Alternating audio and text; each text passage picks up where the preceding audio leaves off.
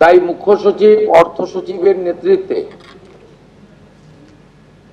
পুরো প্রশাসন অর্থাৎ জেলা শাসক, বিডিও, মিউনিসিপ্যালিটির ক্ষেত্রে সিও এবং কর্পোরেশনের ক্ষেত্রে কমিশনাররাও এতে যুক্ত থাকবেন এবং হোম পার্ট ডিপার্টমেন্টও এর সঙ্গে যুক্ত থাকবেন। ভোটার তালিকা তৈরি করা সহ আমাদের যারা আধারের কাজ করেন তারাও যুক্ত থাকবেন, অর্থাৎ ওয়েবেল, আইটি সবাই মিলে একটি পরিচ্ছন্ন তালিকা কেবলমাত্র উপযুক্ত যারা প্রাপক তারা পাক, আমরা এটা চাই। যেহেতু প্রসেসটা একদিনে সকলেই ফর্ম ফিল আপ করতে পারবেন না এবং ফর্ম ফিল আপে একটু আমাদের ফর্মে আমরা একটু ডিটেলসে চেয়েছি, কারণ আমাদের সরকার অন্নপূর্ণা যোজনায় ৩,০০০ টাকাও দিতে চান এবং ফ্যামিলি ডাটাটাও সংগ্রহ করতে চান, কারণ আরো নানাবিধ কর্মসূচিতে আমরা এই পরিবারগুলিকে সহযোগিতা করতে চাই কেন্দ্রীয় এবং রাজ্যের বিভিন্ন স্কিমে এবং তাদেরকে সক্ষম করতে চাই। ইতিমধ্যে আয়ুষ্মান ভারতের ক্ষেত্রে আমরা যেমন বলেছি যে আয়ুষ্মান ভারতের রেজিস্ট্রেশন, এনরোলমেন্ট, পোর্টালে নাম নথিভুক্তকরণের প্রক্রিয়া যেমন আমরা শুরু করেছি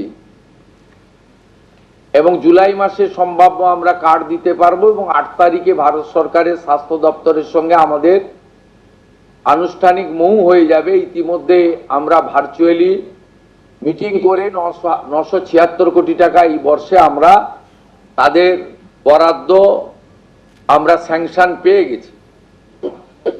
ঠিক সেক্ষেত্রে আমরা বলেছি যে যতক্ষণ না আয়ুষ্মান ভারতের প্রক্রিয়া কমপ্লিট হচ্ছে, স্বাস্থ্য সাথীর সুযোগ থেকে কেউ বঞ্চিত হবেন না। আয়ুষ্মান ভারতে যেমন যেমন এনরোলমেন্ট করে ফ্যামিলি কার্ড বা ইন্ডিভিজুয়াল কার্ড পাবেন তারা স্বাস্থ্য সাথী থেকে বেরিয়ে যাবেন।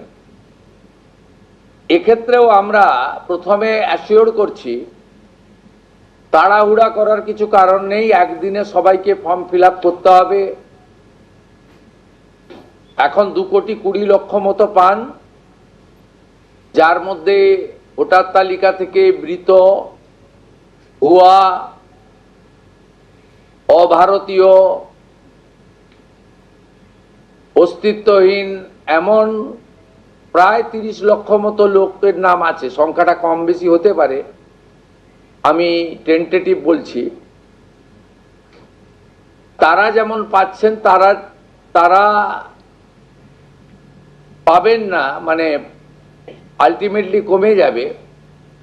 কমে গেলেও আমাদের ধারণা যারা বিরাট সংখ্যক, প্রায় 2 কোটির কাছাকাছি হয়তো উপভোক্তা ফাইনালি আসবে। সেক্ষেত্রে আমরা লক্ষ্মীর ভান্ডার যোজনা কর্মসূচি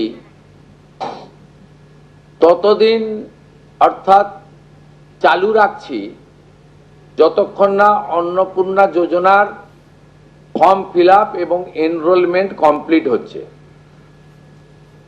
আমরা চেষ্টা করছি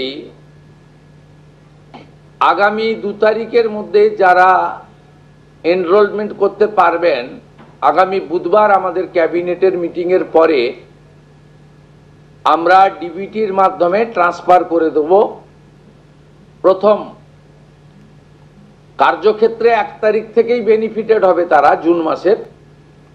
কিন্তু যেহেতু এনরোলমেন্ট করতে হবে সেই জন্য আমরা আরো 2 দিন হাতে নিয়ে 3 তারিখে আমরা আপনাদের জানিয়ে দেব।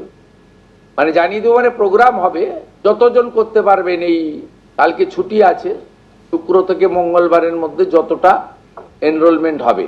তো এটা প্রসেসটা ডেলি চলবে।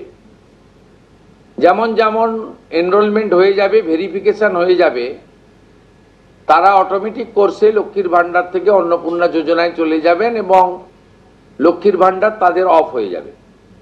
যতক্ষণ না এনরোলমেন্টের প্রক্রিয়া কমপ্লিট হচ্ছে ততক্ষণ লক্ষ্মীর ভান্ডারের যে সুবিধা তারা পাচ্ছেন সেই সুবিধা থেকে তারা বঞ্চিত হবেন না। মানবিক সরকারের এটাই প্রতিশ্রুতি।